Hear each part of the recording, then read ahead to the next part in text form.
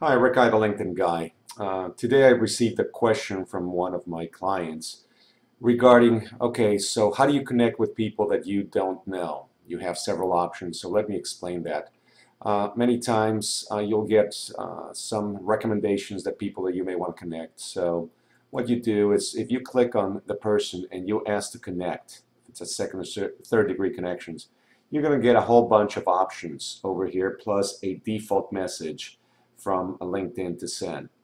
So a couple of things.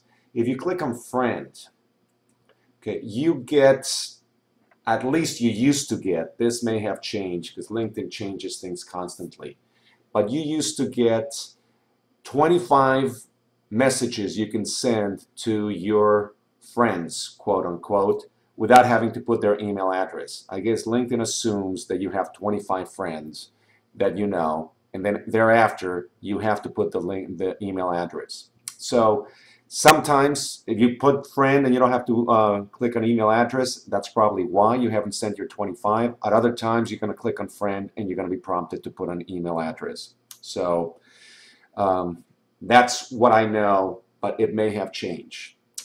Okay, if you belong to the same group from somebody, you actually select which group, and then you don't have to put their email address. If you check on we've done business together, you don't have to put their email address. One caveat though, if you check that one, then the person that receiving it may, especially if you haven't done business with them, they may not like it that you did that. They may not understand what you're trying to do, etc. So if you're going to select this one, that you've done business with someone, if you haven't yet done business, make sure that you put a short explanation here as to why. You should always do that anyway, personalize it, but as to why you want to connect with them. Okay, but this selection typically allows you to go ahead and send this without having to put an email address. Now, if you do put other, you will be prompted to put the email address. And I don't know, that changes depending on how often people have said they don't know you, etc. You may or may not be required to enter email addresses. In classmates, I don't think you do. In colleagues, I don't think you do.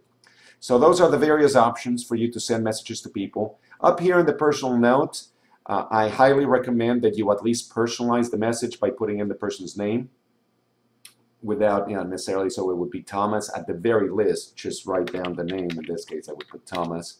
I'd like to add you, but put a short note that gives people a reason to want to connect with you, and you'll be far more successful doing that. I hope you found this useful, and enjoy an extraordinary day.